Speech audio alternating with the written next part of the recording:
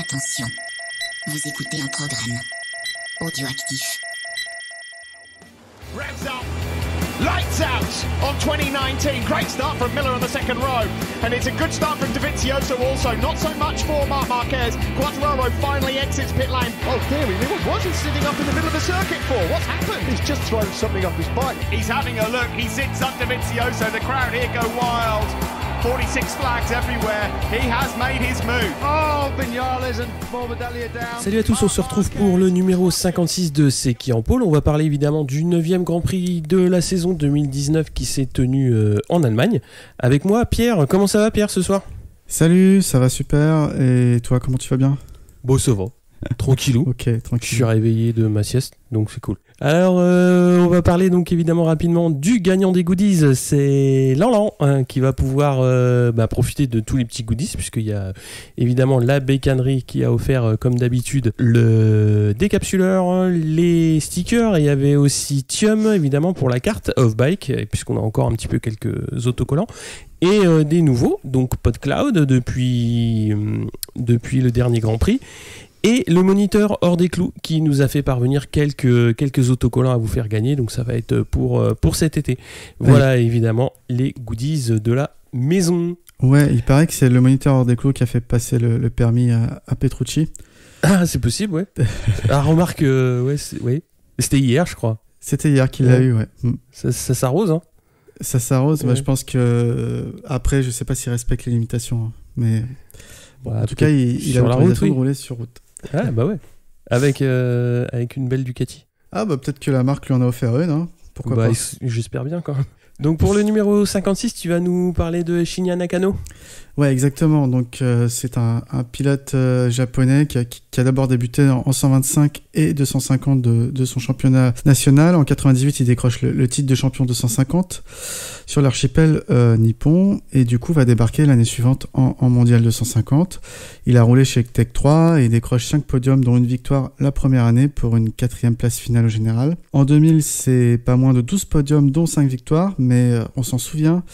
Il va se faire souffler le titre par son coéquipier français Olivier Jacques lors de la dernière course. En 2001, il change de catégorie, monte en 500, toujours chez Tech 3, et signera une belle 3e place en Allemagne et une 5e place au championnat pour sa saison rookie. Pour lui, ce fut ses meilleurs résultats en catégorie reine, hein. Il réussira jamais ensuite à faire mieux. Avec l'avènement du MotoGP l'année suivante, il ne va plus performer avec la Yamaha. Entre 2004 et 2006, il va tenter l'aventure chez Kawasaki. Il va signer une autre 3e place au Japon à domicile sur sa première année en 2004. En 2007 et 2008, il roulera sur des Honda privés sans renouer avec le podium. Et en 2009, il part s'essayer au Superbike chez Aprilia pour le retour de la marque aux côtés de Biaggi.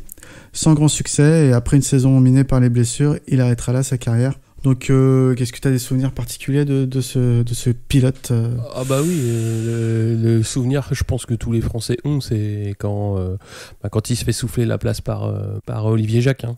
Ouais, sur la C'était, ligne. ouais, vraiment. sur la ligne, quand tu joues le titre et tout, voilà quoi. Enfin, Ouais. je pense que c'est l'image qu'ont beaucoup de Français de Nakano.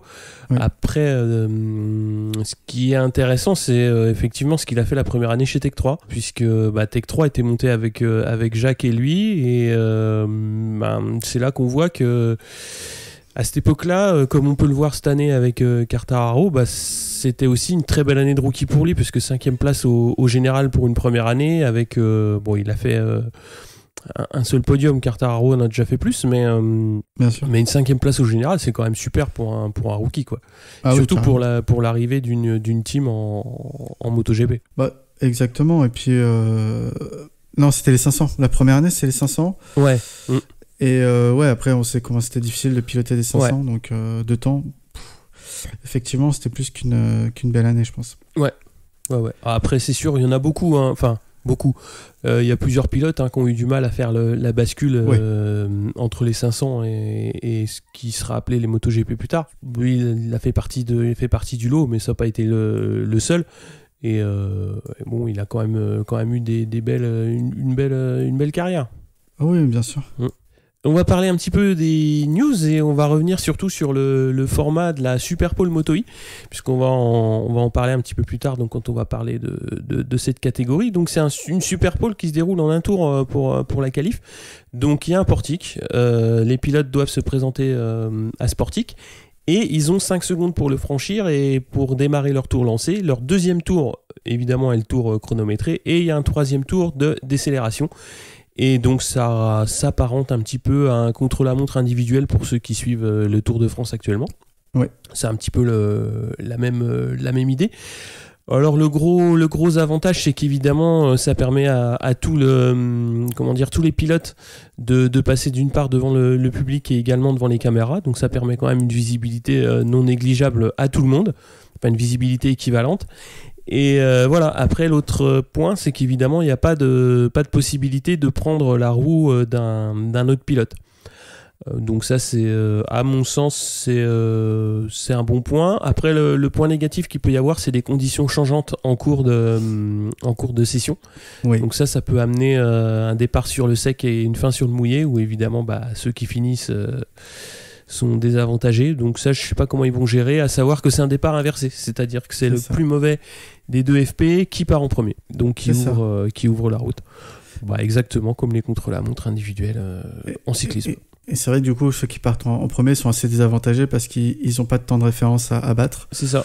Donc effectivement, c'est particulier. Après, moi, je trouve la formule pas si inintéressante.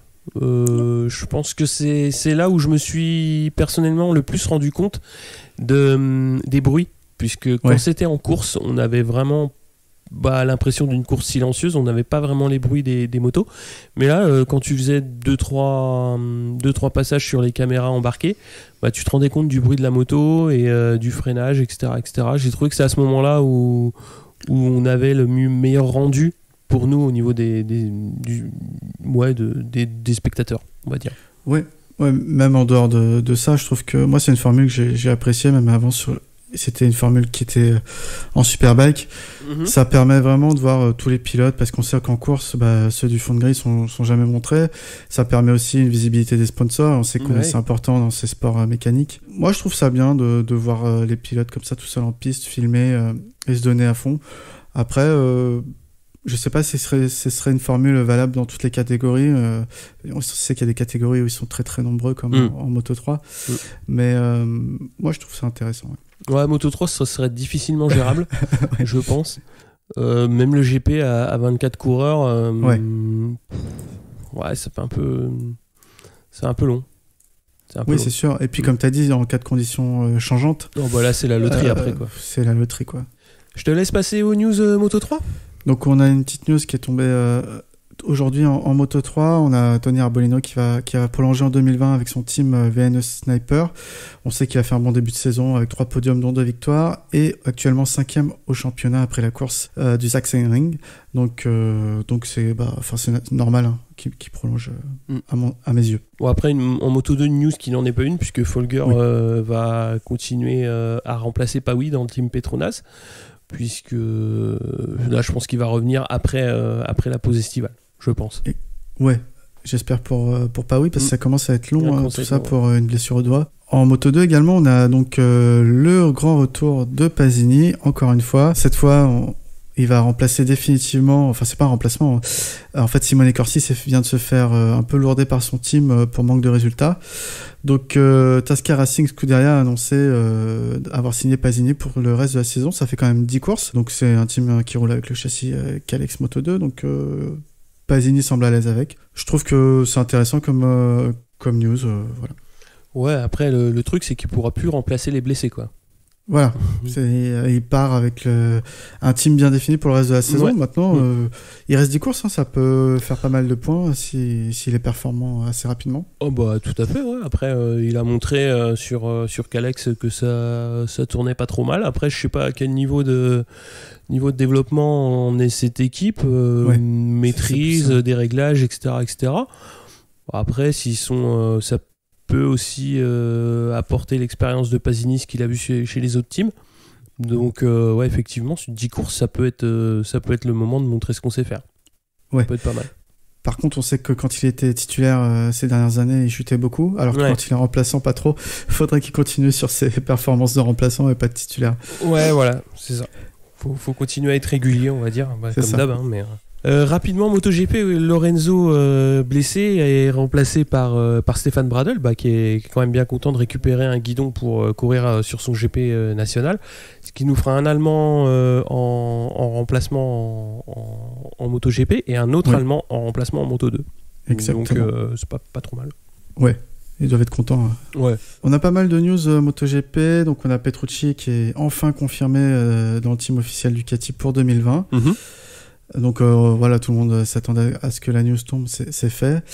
Et on a une autre grosse info mercato, si je puis dire. Donc Brad Binder en MotoGP, c'est officiel également pour 2020. Le Sud-Africain a signé avec Tech 3 KTM, donc team dans lequel il va rejoindre son ancien coéquipier Moto2, Miguel Oliveira. Donc on n'a pas trop d'infos officielles pour Ciarin, qui du coup n'a plus de siège pour l'année prochaine. Il y a un pressentiment comme quoi il va faire le chemin inverse et descendre en Moto2 dans le team Tech 3 Moto2, mais pas d'officialisation pour le moment. Et donc Brad Binder, c'est le premier Sud-Africain en catégorie Rennes depuis l'an 2000 et le pilote Shane Norval. Ça date. Ça c'est pour l'instant Doc Morcellino. Ouais, ça date un peu, ouais.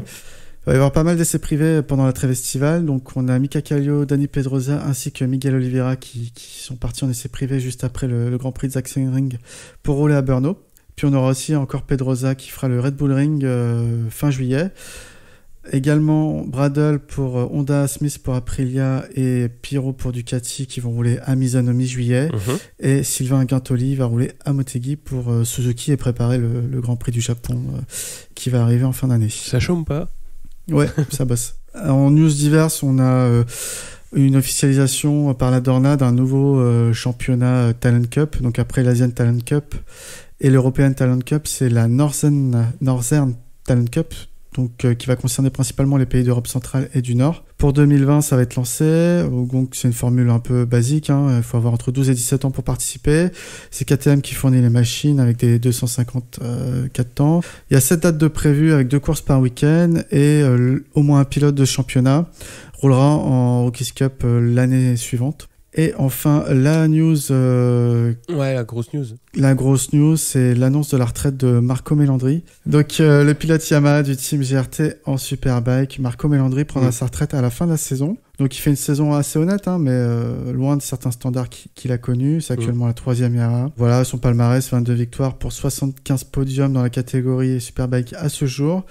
Il a annoncé cette information après le run de Donington, donc il va finir tranquillement sa saison. Donc je pense que l'année prochaine, il y a une place qui se libère dans le team GRT Yamaha. Voilà, on avait déjà fait un peu son palmarès il y a l'année dernière, il me semble, sur le numéro, sur son numéro. Donc on va pas redire tout ce qu'on avait dit. Alors on va parler de ce week-end donc au Sachsenring, à commencer par le Moto E qui faisait sa première course avec DFP qui ont été dominés par Di Meglio le plus rapide devant Tully et Garzo. Il y avait des écarts à peu près de 2 secondes et demie sur le plateau, donc ce qui reste assez important sans être monstrueux, j'ai tendance à dire. Il y en a beaucoup qui disaient c'est beaucoup, mais c'est à peu près l'écart que tu peux avoir sur le Moto 3, quoi. Ça peut aller jusque là, quoi. Donc c'est pas choquant. C'est pas choquant. Et donc il y a eu évidemment la pole position qui s'est jouée sur le format qu'on a expliqué il y a quelques minutes. Et premier black flag pour Maria Herrera qui est parti avant le drapeau vert, puisque ils doivent se présenter au portique et ils doivent attendre que justement qu'il y ait le drapeau vert pour pouvoir partir. Et Raffin fera une erreur également dans le sens inverse où lui il est passé après sa fenêtre de passage.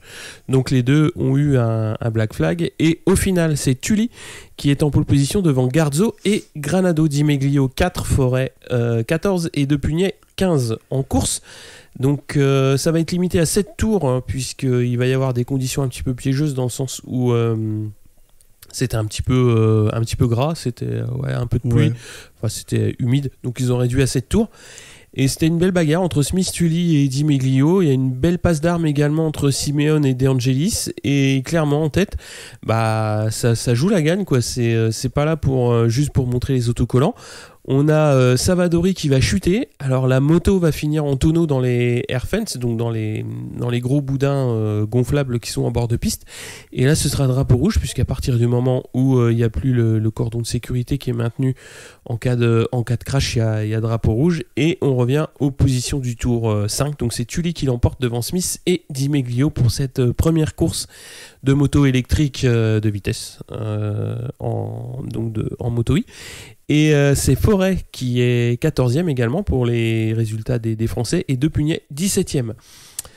Alors, on va parler un petit peu de ce qui s'est passé en course, parce que moi il y a des choses qui m'ont un petit peu étonné, donc on va en parler rapidement. Déjà, c'est les quelques loupés. Le problème, le point, c'est ça. Moi, j'aurais bien voulu voir les FP, juste pour voir les premiers tours de roue.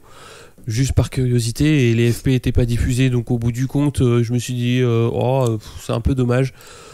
Après, on a eu quand même les qualifs, et comme je l'ai dit, c'est là où je me suis, moi qui suis pas en bord de piste, mais qui suis chez moi, c'est là où je me suis rendu le mieux compte un petit peu le rendu que pouvaient avoir les motos, donc j'ai trouvé que c'était pas mal. Après, on peut pas non plus avoir des caméramans qui filment de 9h du matin à 17h le soir sans qu'il y ait une pause. Bon, ça se comprend aussi. Après, on a vu les qualifs, donc c'était pas mal. Alors, les deux loupés en qualif, ça m'a étonné. Après, c'est des choses qui peuvent arriver. Je sais pas s'il y a eu des simulations ou si justement il y a eu un petit manque de com. Je crois que ça a été testé un peu sur la course de simulation de la semaine précédente. Maintenant, je trouve que la fenêtre de tir pour Raffin, par exemple, où il se fait avoir et il passe trop tard, la fenêtre de tir est très courte. Je crois que c'est 15 secondes pour sortir. C'est 5 secondes, je crois. 5 secondes, voilà. C'est super court, quoi. Autant partir avant le drapeau vert, je peux comprendre que ce soit pénalisé, ça peut être dangereux. Autant 5 secondes pour entrer en piste. Ouais, après ça peut mériter des petites améliorations. Moi, je pense que ça fait partie des petites choses, soit à mieux expliquer aux pilotes, soit justement, comme tu dis, ouvrir un petit peu comment dire, autoriser la sortie des stands un petit peu, je sais pas, 10 secondes ou quelque chose comme ça, mais c'est adaptable à mon avis. Pour moi, le plus gros loupé, ça reste quand même la chute et l'évacuation problématique de la moto. Donc, on l'a vu, c'est quand même pas rare qu'il y ait des motos qui finissent dans les air fence, mais c'est quand même déjà plus rare qu'il y ait les air fence qui soient détériorés. Après, ce qui a provoqué le drapeau rouge, c'est aussi le fait qu'ils n'arrivent pas à évacuer la moto. Et ça va vraiment être problématique, parce que là, il y avait une moto qui était quand même dans un dégagement assez large, et les commissaires de piste ont vraiment eu du mal à la sortir. Donc, c'est vrai qu'elle pèse le poids d'un âne mort, quoi. C'est ça le problème. Ça fait 270 kilos, donc c'est très lourd. Bon, après, c'est eux qui ont dessiné un petit peu la spec, donc ils doivent savoir que c'est pas facile à évacuer. 270 kilos, si t'es à 2, c'est mort. Ah, c'est sûr. C'est pas compliqué à comprendre. On a tous fait des déménagements. À 2, on sait ce qu'on peut porter, quoi. Et 270, clairement, c'est trop. Donc, c'est sûr. Il va falloir des moyens certainement plus importants en bord de piste, de manière à ce que les commissaires puissent évacuer les enclumes un petit peu plus rapidement. Mais moi, ça reste le truc qui m'a le plus étonné dans le week-end, qu'il n'y ait pas eu d'anticipation sur ce point-là. Parce que c'est pas la première chute, je pense qu'il y en aura d'autres, et là en plus c'était une chute individuelle, donc quand il y aura une chute collective, après moi j'ai un peu plus peur pour ça.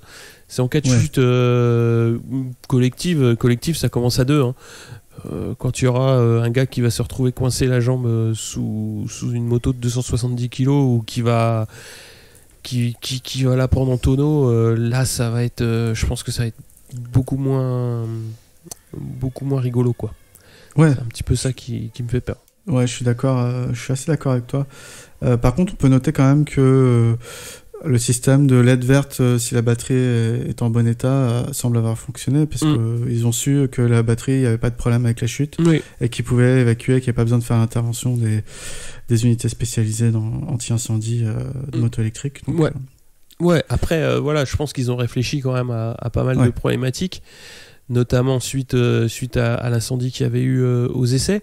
Et effectivement, l'intervention des commissaires de piste, forcément, quand il y a des batteries avec autant d'énergie qui peuvent être détériorées par une chute, un autodiagnostic fiable, c'est le minimum qu'on puisse demander pour que les marshals puissent travailler, savoir qu'en plus ils sont pour la majeure partie bénévoles et que c'est quand même pas des tensions qu'on a l'habitude de travailler tous les jours. C'est pas comme changer une ampoule quand même.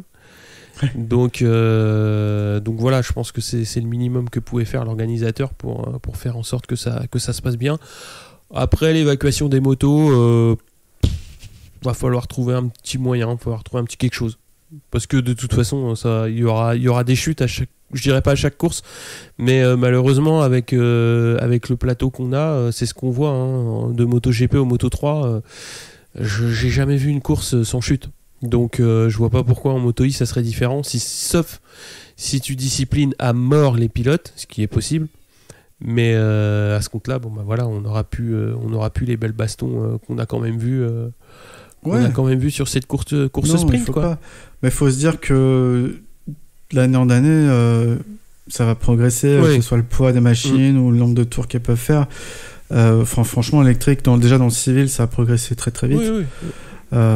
Avec la recherche de performance, je pense que ça va venir, quoi. Oui. Après, je parle pas de est-ce que c'est polluant ou pas plus polluant qu'une moto thermique, parce que ça, le débat est infini, mais vraiment en termes de performance, il y a de quoi faire s'améliorer, quoi. Ouais, et comme tu dis, il y a de quoi travailler soit sur le poids, soit sur l'autonomie, c'est à voir.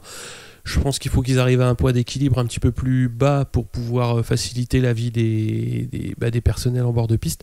Ça va être la première chose. Et après, ils pourront travailler la performance des motos. Mais j'ai trouvé qu'au niveau course, il y avait clairement deux paquets, puisqu'il y avait quand même les trois pilotes devant étaient nettement détachés, mais on a vu des belles passes d'armes. C'était intéressant à voir. Après, on a vu clairement que la clé, elle est dans l'inertie de ces motos, où je crois que c'est au premier virage où il y en a un qui était un petit peu pris sur l'extérieur, qui s'est retrouvé quasiment à l'arrêt, et pour repartir, mais c'est catastrophique, quoi. Enfin, le démarrage, enfin j'ai pas revu le démarrage, mais quand tu te retrouves descendu à, je sais pas, du 30-40 km/h pour relancer la machine, ça a l'air d'être du sport, Ouais, après c'est surtout suivant la map qu'il avait dû mettre, je pense, parce que pour pas que ce soit trop violent, ils mettent des maps avec pré-règles. D'ailleurs, le frein moteur, c'est pareil, c'est que de la map électronique, parce que.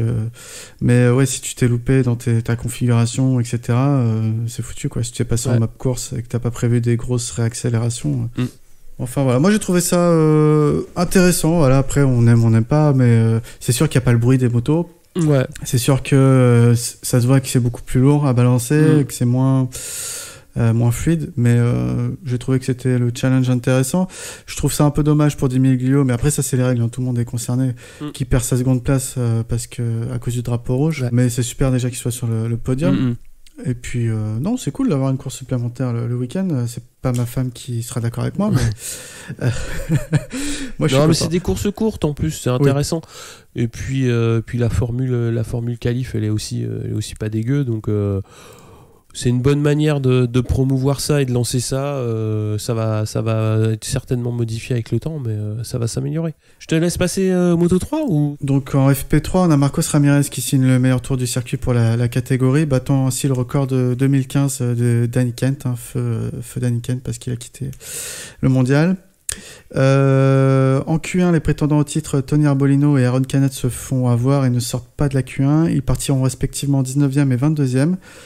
C'est Ogura, Foggia, McPhee et Kornfeld qui passent en Q2. En Q2, on va avoir Sasaki qui signe sa première pole, suivi par son compatriote Toba et Ramirez qui clôt la première ligne. Dalla Porta partira 4, Fenati 5, Kornfeld 6, Arenas 7, Foggia 8 et Rodrigo 9. En course, on a Fenati qui part bien devant Ramirez et Toba, alors que Lopez va chuter et Rodrigo ne peut pas l'éviter, tombe également dans ce premier tour. Tom Boussamos, le rookie, leur emboîte le pas et fait pareil tout seul comme un grand au deuxième tour. On a le droit à une belle bagarre en tête entre Fenati et les deux léopards de Ramirez et Dalla Porta. Au quatrième tour, ça se resserre en paquet devant, alors que Arbolino est remonté 10 et Canet 15. Au 10e tour, Canet met un coup de collier, creuse une demi-seconde d'écart devant, qu'il tiendra plusieurs tours avant de commettre des erreurs et se faire remonter. Arenas et Toba vont chuter, mais de manière assez étrange parce qu'ils vont chuter dans le même virage. Arenas perd d'abord l'avant et quelques secondes après, c'est Toba au même endroit qui perd l'avant et ruine ses espoirs de championnat pour le coup. Avec ce 4e abandon de suite, ça commence à faire beaucoup. À 5 tours de la fin, le diable, ou plutôt Canet, sort de sa boîte. Il est très très très agressif et se prend un avertissement notamment pour des dépassements de limite de piste. Mais il est remonté aux avant-postes et prend la tête notamment quelques instants. On a Darren Binder et Denis Foggia qui vont chuter sans que j'ai vraiment vu qui est responsable de quoi. Et Vietti, peu après, perd le contrôle également. C'est une catastrophe donc pour le team VR46 qui voit ses deux pilotes abandonnés. Dalla Porta s'impose finalement au finish devant Ramirez pour le doublé Léopard et Canet complète le podium. Fenati fait une belle fin de course, finit 4, Fernandez 5 et McPhee 6. Ce qu'on peut dire, c'est que quand même la course de Canet qui part très très loin et qui remonte bien, qui fait une belle gestion de course pour finir sur le podium et rester avoir des points pour le championnat. Fenati, une course enfin digne de son talent. Il nous avait plus ou moins fait des belles choses, mais c'était jamais sur la durée d'une course. Ouais. Là, il finit 4, enfin. Il était devant dans le groupe de tête toute la course. Est-ce qu'il a eu un déclic ? Est-ce qu'ils ont amélioré la moto ? Je ne saurais pas dire, mais c'est bien. Bah oui, il fallait. Hein. Il fallait, parce que ça devenait compliqué. Il y a quand même déjà eu 8 courses. À chaque fois, enfin pas à chaque fois, mais à chaque fois il est dans le ventre mou, ou alors il est dans le coup de pas de bol. Ouais, il avait besoin d'une course où, même s'il fait pas podium, au moins il est pas trop mal placé. Faut que ça serve pour la suite. C'est tout. Exactement. Et puis Canet, fin de course de dingue. C'était plutôt chouette, quoi. Parce qu'au début, il est plutôt peinard, tranquille. Et puis il finit en trombe pour choper un podium. Ça va dans le bon sens pour le championnat pour lui, donc c'est bien. C'est une course très typique du Moto 3. Ce qui m'a vraiment étonné, c'est l'agressivité de Canet sur certains dépassements. Pourtant, ça me dérange pas trop l'agressivité. J'ai vraiment cru à un moment qu'il allait se prendre un avertissement pour conduite dangereuse, parce que c'était des fois je me mets là et pousse-toi si tu veux pas qu'on tombe, quoi. Ouais, il a fait un bloc pass surtout très très prolongé. C'était compliqué. Oui, ça reste le Moto 3 et c'est ce qu'on aime dans cette catégorie, donc voilà. Il y a personne qui s'est fait mal, personne qui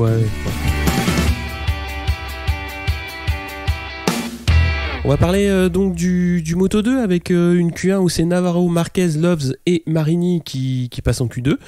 Et à nouveau, Marquez va s'illustrer parce qu'il va être en pôle devant Marini et Schroeter.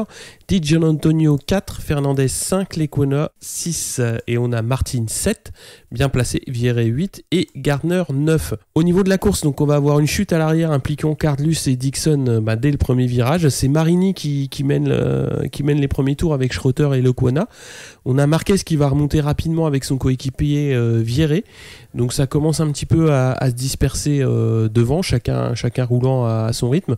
Et Marquez va prendre les commandes après cette tour de course. On va avoir Binder, parti 17ème, qui se replace dans le top 3 après 10 tours. Donc une très très très très belle remontée pour lui. Alors il y a quelques dépassements agressifs justement entre Binder et Schroeter.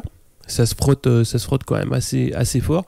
Et surtout, Vierret va chuter suite à un contact avec Lutti qui arrive quand même un peu vite de l'arrière. Et devant, c'est l'échappée belle donc pour 4 pilotes avec Marquez légèrement détaché, Lecuona, Binder et Schroeter au contact avec... Il y a quand même quelques passes d'armes entre ces pilotes.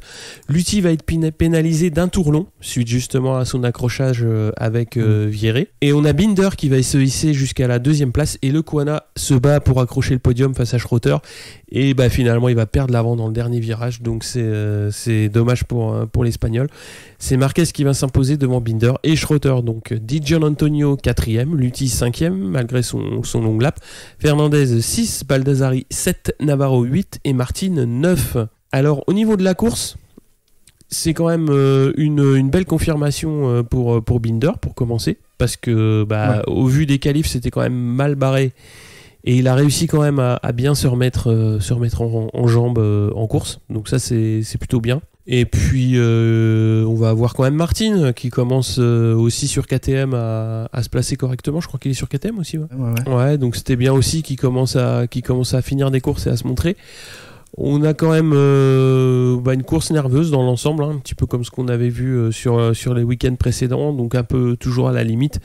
Et surtout, Marquez a dominé de la tête et des épaules cette course quand même. Il a pris le temps pour prendre la tête, mais il a nettement dominé après et géré sa course. Donc c'était plutôt chouette. Ouais, c'était une course plutôt pas mal. Ouais, je ressouligne les mêmes points forts que toi. Marquez, il a trouvé le déclic qui lui manquait. Il confirme en tout cas qu'il a trouvé ce déclic, qu'il semble assez intouchable quand il est dans cette forme. Ouais, faut qu'il soit dans cette forme. Ouais, j'attends peut-être de voir si Binder confirme définitivement, enfin que la moto fait encore un step d'amélioration, mais ça s'annonce déjà pas mal pour lui également, et c'est pour ça je pense que derrière cette course il signe en MotoGP avec KTM Tech 3. C'est parce qu'il confirme que le talent il est là, il l'a pas perdu, c'était vraiment la moto qui était pas bonne quoi. Ouais, qui était limite, ouais. En début de saison. Après, voilà. on l'a déjà vu sur les années précédentes, c'est quand même un pilote qui est très fort. Une année, il avait très très bien fini sa saison. L'année dernière, c'était un peu moins constant. Mais après, cette année, avec l'arrivée du moteur Triumph, ça commence à être régulier. Enfin, c'est que la deuxième course, hein, mais de toute façon, faudra bien s'y faire. Hein. Oui.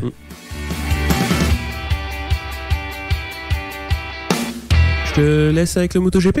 Oui, Cal qui est dur au mal, on le sait, serre les dents. Il est arrivé blessé, on ne sait pas trop si c'était le haut de fémur ou la rotule suite à une chute en vélo. Donc on verra comment ça se passe pour lui ce week-end. En FP2, Rossi, Petrucci, Zarco, Paul Espargaro et Morbidelli ont été convoqués par la direction de course.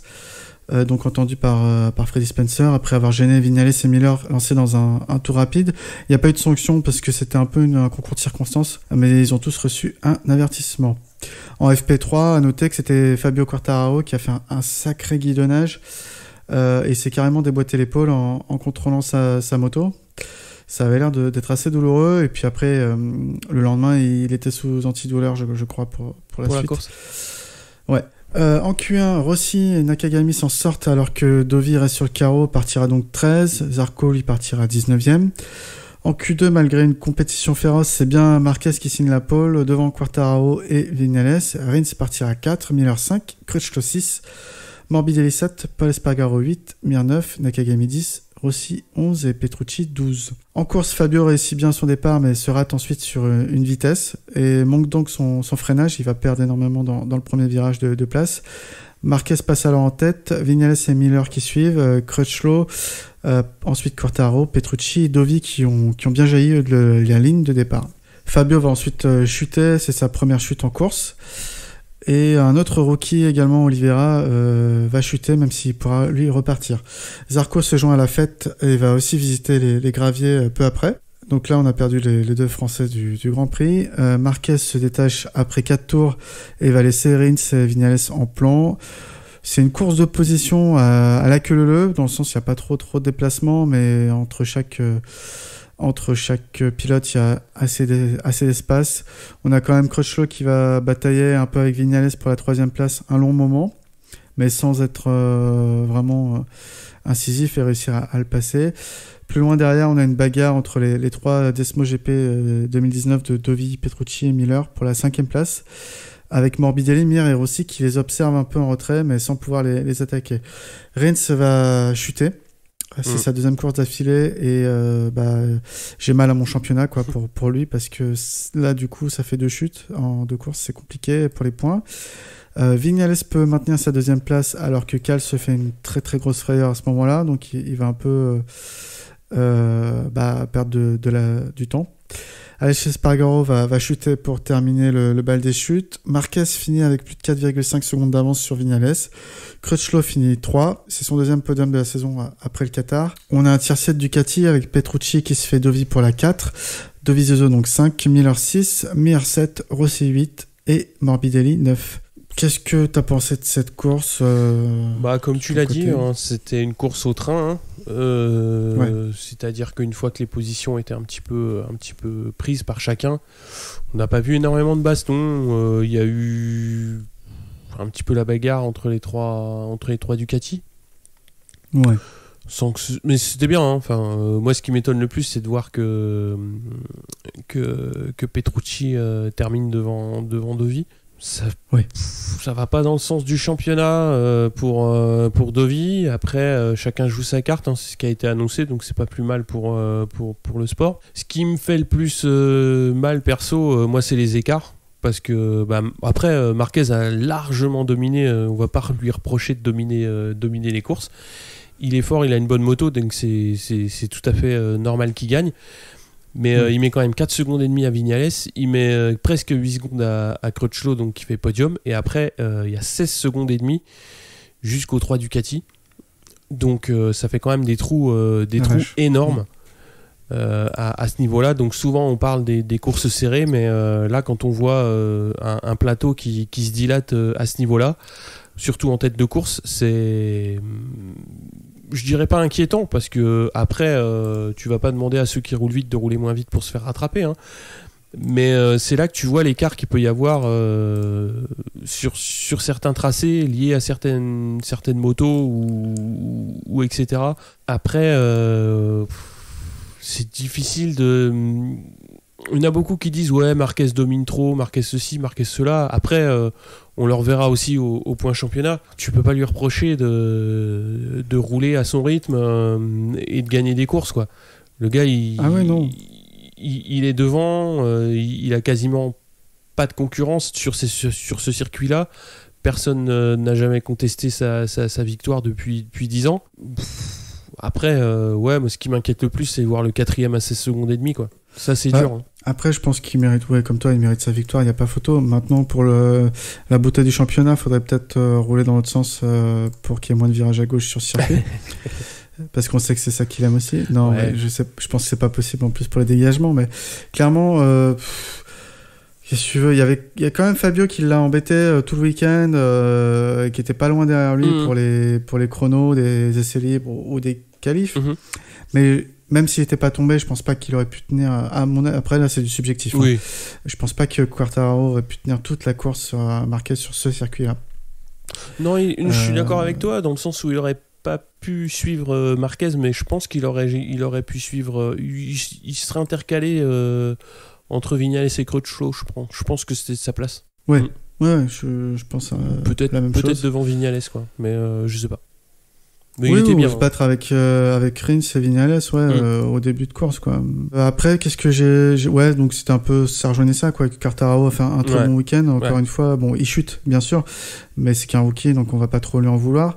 Et c'est surtout que il est présent du vendredi au dimanche, quoi. Donc c'est la régularité qu'il faut pour devenir champion plus tard. Ouais. Et c'est tout le bonheur qu'on lui souhaite, quoi. La moto qui convient à son style. Suffisamment de maturité pour pouvoir peaufiner des réglages et pour pouvoir être bien sur le week-end. C'est vrai qu'on attendait Morbidelli dans ce team Petronas comme tête de pont. Morbidelli fait des bonnes performances, hein, il fait très régulièrement le top 10, mais Quartararo fait plus, quoi, aujourd'hui, et fait le petit truc qui fait qu'il peut jouer en tête, donc ça c'est bien. J'ai quoi également dans ma besace, le championnat, ça rejoint championnat à sens unique, ça rejoint un peu la course à sens unique qu'il y a eu. Oui, Marquez, j'ai pas vérifié sur ces 3 dernières années, mais je crois que c'est son plus haut nombre de points, parce qu'en fait j'ai vérifié pour Dovi. Alors j'ai eu un débat avec des gens sur internet et ils disaient mais Dovi fait une mauvaise saison cette année. Je leur ai, en regardant les résultats bruts du nombre de points, on se rend compte que Dovizioso, il a jamais eu autant de points cette année après le Sachsenring que ces 2 dernières années. Je crois qu'il avait 88 en 2018, l'année dernière, et 123 contre 127 aujourd'hui, en 2017. Ouais. Donc, on voit qu'il fait sa meilleure saison. Après, peut-être que effectivement, il a eu moins de victoires, je crois. Mais c'est compliqué de voir un Marquez à ce niveau-là, alors encore qu'il a chuté à Austin et qu'il aurait, a priori, remporté la course. Donc 25 points de plus.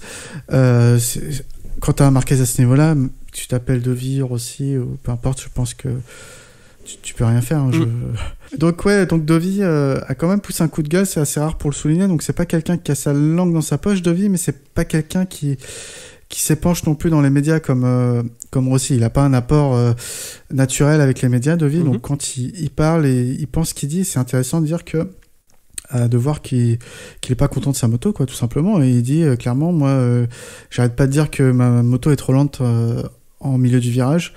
Et on progresse pas sur ce point. Donc voilà, cette année, c'est encore plus criant parce que on a un Rins qui est performant avec la Suzuki, et on a la Yamaha de Viñales ou de Quartararo qui est présente aussi. Donc forcément, on voit que la Ducati de Dovi, elle a plus de mal à se trouver sur le podium, en tout cas.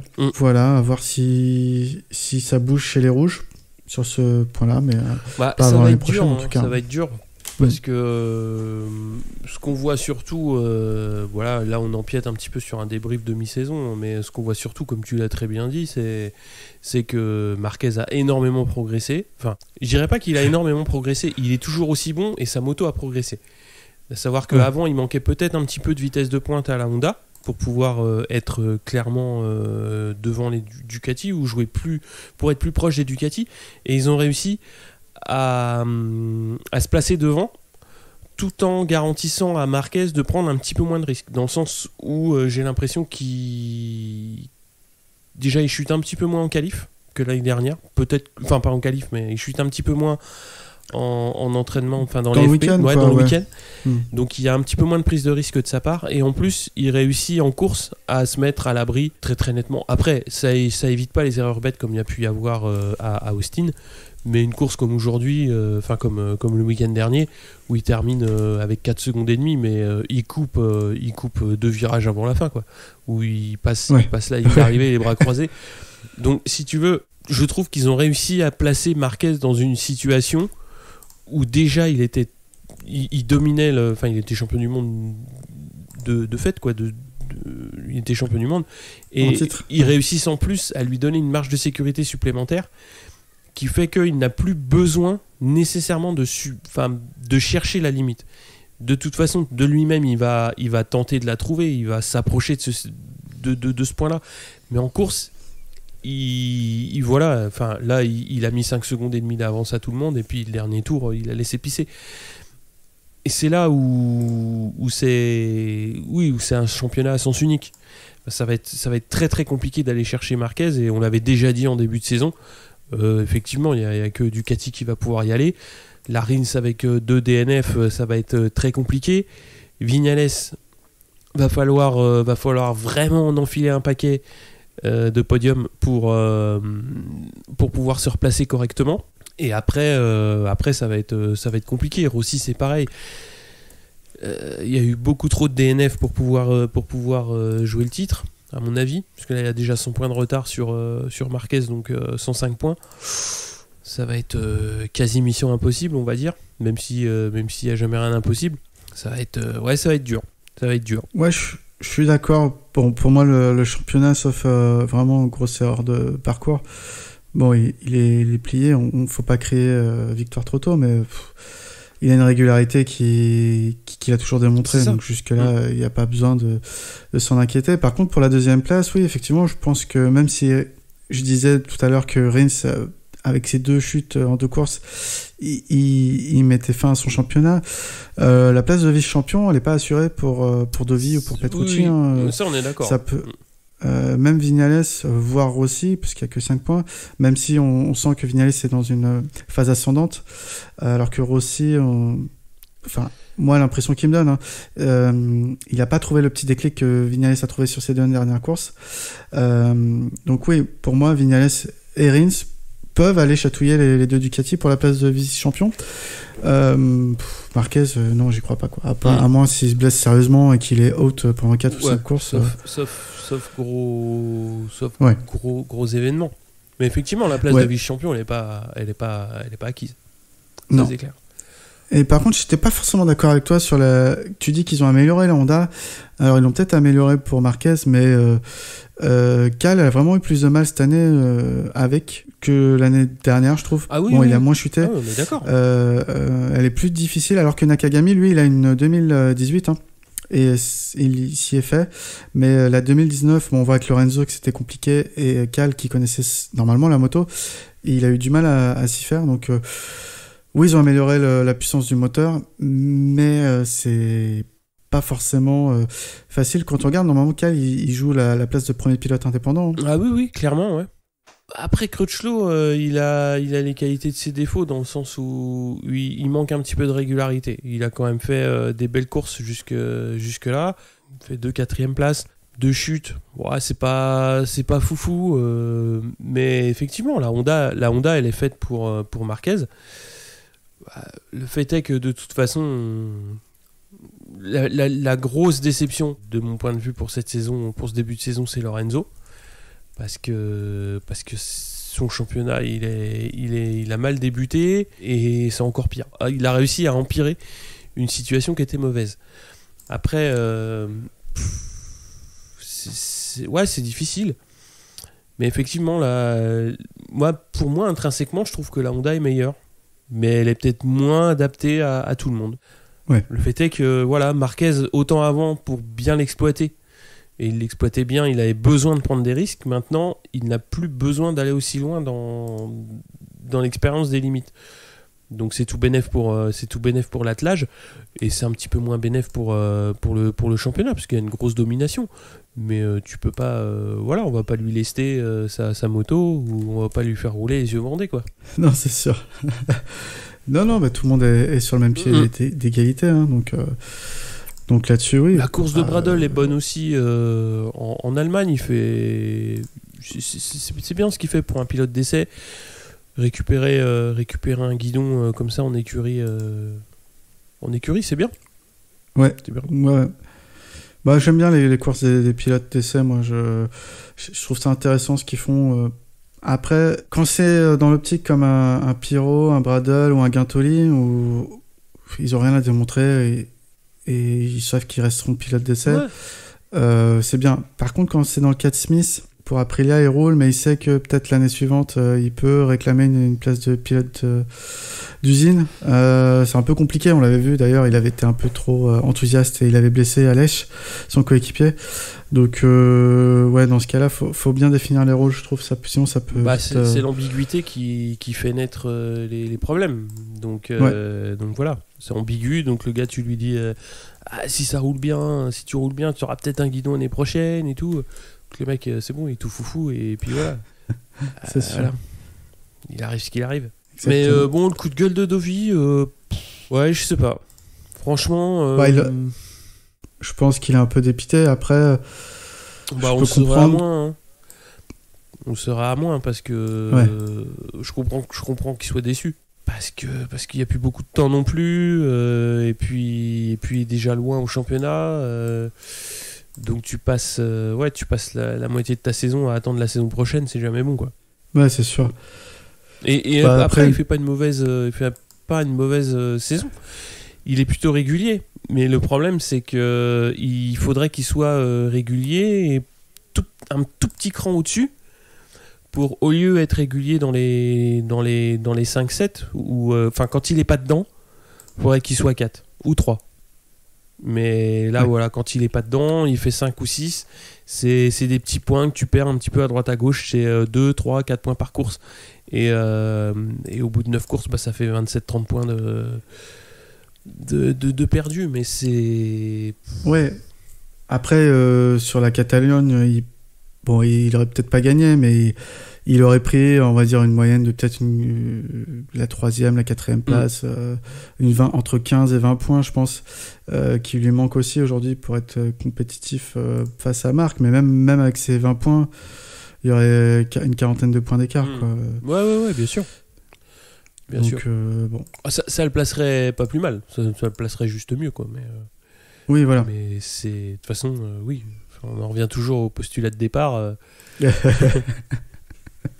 On joue la 2. C'est exactement. Tu veux parler un petit peu de Zarco ou pas ? Ouais, alors, c'est compliqué. Donc, moi, j'ai pas vécu le week-end de course de A à Z, quoi, comme je le fais d'habitude. Donc, j'ai pas trop vu la tête qui pouvait tirer quand il rentrait au box. Mais, comment dire, c'est... la semaine dernière, il abandonne. Là, il chute. Tout va mal, mais tout s'enchaîne mal, en fait, aussi. C'est ça qui est terrible, quoi. Je sais pas trop pour quelle raison il a chuté. Paul Espargaro a dit en interview qu'il avait jamais vu la KTM avec aussi peu d'adhérence. Donc, même si Paul le dit, c'est que ça pouvait être compliqué en piste. Mais Zarco, ouais, clairement, sur le coup, malheureusement, on a l'impression qu'il continue à la fois de la malchance et à la fois le manque de résultats, quoi. Donc au cumul, ça fait beaucoup et on voit pas la lumière pour lui, quoi. Ouais. Ça veut pas dire qu'il est pas motivé, ça je jugerai pas, parce qu'en tout cas, ce qui nous fait ressentir, c'est que il est dans le dur, quoi. Ah oui. Bah, clairement, il est dans le dur. Et là, il paye physiquement en plus le comportement de la moto, où il a besoin de la brutaliser, ce qui n'est pas son habitude. C'est un petit peu ce qu'il dit. Ouais. Donc il lutte, et donc forcément quand tu arrives après 9 courses où tu as la fatigue, où là il y avait les enchaînements de courses en une semaine, bah il a payé aussi cette fatigue supplémentaire, je pense. Moi j'ai encore plus peur pour l'enchaînement outre-mer, parce que là c'est encore plus de courses en 5 semaines, donc ça va être physiquement compliqué, avec en plus la Malaisie, avec un climat où t'as vite fait de te choper des 65% d'humidité, donc ça va être encore plus difficile physiquement. Donc ouais, il y a un gros travail à faire sur après c'est facile de donner des leçons, hein, mais c'est ce qu'il a dit. Il a besoin de se reconstruire un mental. Il a besoin aussi de physiquement se préparer au combat avec sa moto, ce qu'il n'a pas l'habitude. Bah, il faut rester confiant et il faut rester derrière, parce que de toute façon c'est dans ces moments-là où il y a besoin. C'est-à-dire, ça serait trop facile de dire de toute façon il n'y arrivera pas puis on abandonne. Non. Il a montré quand même en arrivant en MotoGP qu'il avait un potentiel énorme. C'est difficile en ce moment, ça veut pas dire que ça sera difficile jusqu'à la fin de saison, c'est possible, mais ça veut pas dire qu'il y aura pas des jours meilleurs l'année prochaine ou plus tard.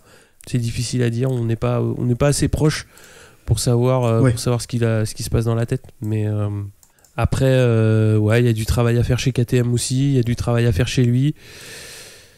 Il y a beaucoup à faire. Bah après, ce qui est bien, c'est que même s'il y a de la concurrence dans l'équipe, c'est normal. Paul a fait un peu des retours comme quoi la course était compliquée avec la moto. On sait que Pedrosa avait fait des retours qui étaient aussi dans le sens d'améliorer l'agilité de la moto, par exemple. Voilà, je pense que KTM a intérêt à écouter ses pilotes et à travailler dans ce sens-là. Et ils vont le faire. Après, est-ce qu'ils auront la patience d'attendre? On sait qu'un contrat, par exemple là on a vu Simone Corsi viré de son team Moto2 du jour au lendemain. Il y a des clauses dans les contrats de performance, on n'est pas tout le temps au courant. De toute façon, je pense pas que ce soit fait après pendant la tournée de septembre. Si ça devait être fait, ça aurait été là, Trèves-Estival, je vois pas. Trèves-Estival est en train de se jouer là, hein, donc s'il se passe quelque chose, ce sera maintenant, quoi. Ouais, mais on aurait déjà des bruits de couloir, tu penses pas Ouais, des bruits de couloir, pour le moment, ils sont sur Lorenzo. Tu vois, comment dire, ce qui s'est passé avec Binder, ça a été quand même, mine de rien, assez vite. Tout le monde se doutait qu'il allait monter. Il y a eu deux, trois trucs. Oh, tiens, il va essayer la B4. Ah, bah tiens, on a signé. Hop, boum. Ça s'est fait assez vite. Après, faut savoir ce qu'ils veulent faire, quel est le projet derrière. Il y a aussi des bruits qui disent qu'ils sont en train de je dirais pas révolutionner, mais de revoir un petit peu la moto, donc ça peut aller dans le bon sens aussi. Faut voir. Et ça, on n'est pas assez près encore pour pouvoir le dire. On verra. Après, je crois que certains savent. Exactement. Non, mais après, oui, ils doivent se poser les bonnes questions chez KTM. En tout cas, ça travaille. Ça, on peut pas leur enlever. Donc après, on peut leur reprocher beaucoup la communication, mais c'est peut-être culturel et c'est pas notre culture à nous, Français, sur ça, quoi. Mais je pense pas qu'il y ait non plus de méchanceté de la part des dirigeants de KTM. Eux, ils ont pris Zarco en tête d'affiche et si Zarco ça marche pas, faut pas oublier que ça veut dire qu'ils se sont plantés, quoi. Et que c'est un désaveu pour eux, donc ils ont tout intérêt à faire que ça marche. Ouais, il faut. Je pense que ça a démarré assez mal au niveau du verbage entre les deux pour que ça se calme cet été et qu'on voit ce que ça donne. On va dire que les deux ont des communications assez franches. Et l'un sans doute franc par pur intérêt politique, dirigeant de KTM, et Zarco est peut-être franc par habitude, mais ça peut jouer en sa défaveur. Le problème, c'est que des fois, il faut avoir une communication un peu policée, et ouais, c'est ce qu'il a pas trop, quoi. On va passer à la Rookies Cup, hein. Sinon il va y passer on change de sujet. Ouais. Donc en course 1, on a Acosta qui a gagné devant Cuny et Tate. On a 5e Félon, Planck 12e et Rouget 13e. En course 2, c'est Cuny qui s'impose devant Tate et Cook. Félon est 7e et Planck 11e. Au général, on a donc Tate qui est en tête devant Cuny et Acosta 3e. Félon, premier français, 7e. Au championnat, donc en Moto 3, on a Dalla Porta qui mène devant Canet, donc Dalla Porta 125 points, Canet 123. Après, il y a un petit trou quand même de quasiment 40 points, donc 38 points avec Antonelli. En Moto 2, on a Marquez en tête avec 136 points devant Lutti 128 et devant Fernandez 102. Et en Moto GP, donc comme on l'a dit, Marquez 185 points devant Dovizioso avec 127 points et Petrucci 3e avec 121 points qui pour le coup tient toutes ses promesses au sein du team Ducati. Donc c'est quand même une des bonnes satisfactions de cette première partie de saison à confirmer sur la suite. Et donc au championnat, pour les Français, on a Quartararo qui est 8e premier rookie avec 67 points et 2e indé, 3 points derrière Miller. Et Zarco est 17e avec 16 points. Je te passe la main pour la suite. Donc on avait des petits points hors Grand Prix. Il y avait le Frances Becca qui se roulait également ce week-end. Donc on a Mathieu Ginès qui profitait de l'absence de Kenny Forêt occupé en Moto E pour gagner les deux courses. Donc devant Julien Dacosta et Morgan Bréchet les deux fois. Christophe Ponson finit également 4e sur les deux courses. Au général, donc Ginès 204 points devant Morin et Ponson égalité, 157 points tous les deux. Prochaine course à Carole fin août. On va passer en World Superbike. Donc en course 1, c'est mouillé, ça roule à Donington et c'est un podium 100% british avec Rea, Sykes et Aslam. Loris Baz nous fait encore le coup du poisson dans l'eau et fait 4e sur cette course. Bautista va chuter à mi-course et surtout c'est Rea du coup qui prend les commandes du championnat pour 9 points à ce moment-là. En Super Pole Race, donc ça va être un peu long, mais c'est le 150e départ pour Alex Lowe dans cette catégorie. Et on a vraiment une belle bagarre devant entre Sykes et Rea jusqu'à 3 tours de la fin. Ça me fait penser en fait à la course Moto E. Typiquement, les courses sprint, c'est génial en fait pour la bagarre. On avait Peter Hickman donc qui était wildcard pour BMW sur ce round anglais. Donc c'est le même Peter Hickman qui a gagné 3 courses sur 5 en juin au TT. Donc Peter faisait une course honnête à la 12e place avant de couler une bielle ou autre joyeuseté du moteur et finit gentiment dans les graviers, non sans repeindre la piste d'huile. Donc derrière c'est carnage, hein. C'est Mercado, Cortesi, Rinaldi, Del Banco et Kionari qui chutent tout de suite. C'est le molki quoi. Ouais non, c'était très sale la trace qu'il a laissée sur la piste. Donc là, typiquement, c'est drapeau rouge qui est enclenché, c'est normal. Et les résultats sont pris au dernier point de passage. Enfin, oui, mais comme il faut quand même rentrer au stand dans les 5 minutes suivant le drapeau rouge pour que les résultats soient validés. Tout comme Mayas, on avait fait l'expérience l'année dernière à Portimao en Supersport. Donc, et là, c'est ballot, car Sykes, fier du devoir accompli, et sa 2e place derrière Rea, qui... finit son tour comme les autres pilotes et rentre au stand. Malheureusement, il prend la mauvaise trajectoire et glisse sur l'huile et va chuter. Donc Rea, lui, échappe de peu au désastre. Hein. Il évite la chute ainsi que Toprak. Mais un Marshall, à ce moment-là, manque de se prendre la moto également de Sykes parce que les Marshall, ils étaient en train de ramasser les 5 motos par terre. Ouais, non, c'était vraiment chaud. Là. Je trouve qu'ils auraient dû faire quelque chose.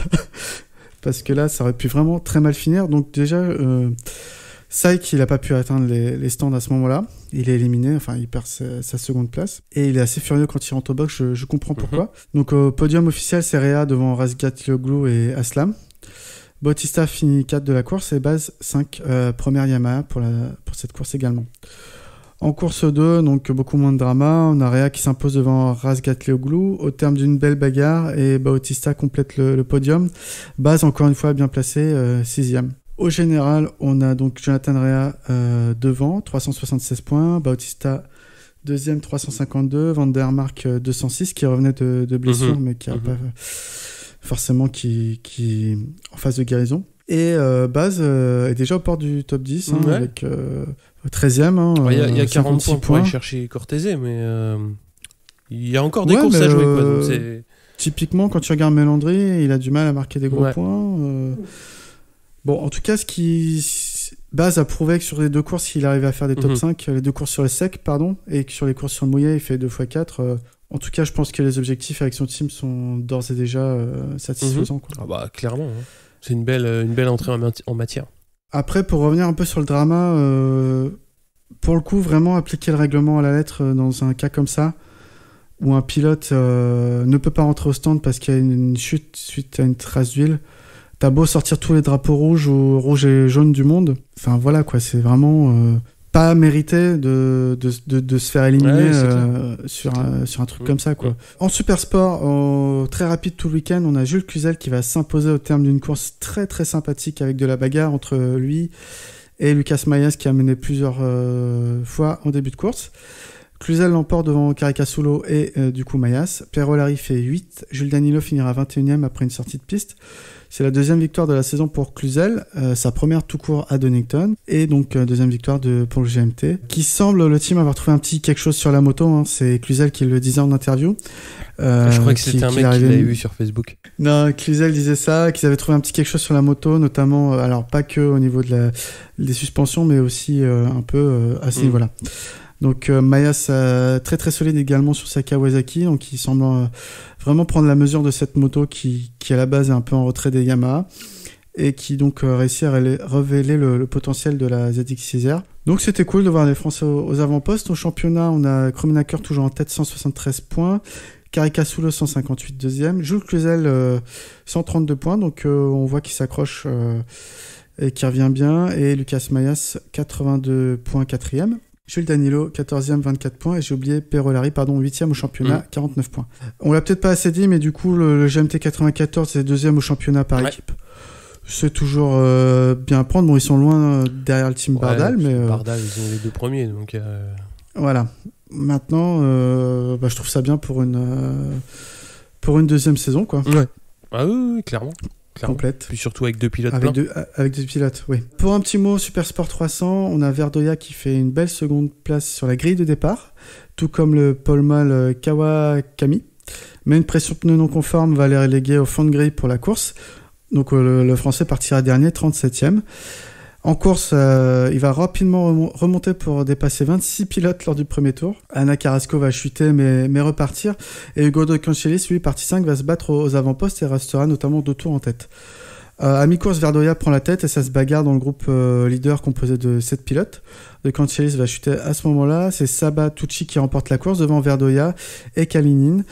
Les autres Français, Dissora 11e, De La Vega 14, Romain Doré 22e. Donc c'est cool d'avoir un Français, c'est pas son premier podium cette saison, mais de confirmer comme ça Verdoya et même de Cancellis, même s'il chute, qui se montre aux avant-postes. Au classement général, donc Gonzalez 108 points, Ana Carrasco 2e 65 points, égalité entre Scott Deroux et Verdoya pour la 3e place, 65 points. Hugo de Cancellis 8, 47 points. Donc on retrouvera les Superbikes uniquement dès ce week-end, le 13-14 juillet à Laguna Seca. Et on a la grosse pause estivale. Toutes les catégories reprendront début septembre à Portimao, au Portugal. Voilà pour ces courses. Ouais, on a fait tout le tour. Bon, qu'est-ce qu'on se dit alors ? Bon été ? Bonnes vacances ? Ouais, profitez bien de vos vacances. Remplissez bien vos cahiers de vacances. Hein. Je sais que Marc fait bien ses devoirs. Qui ?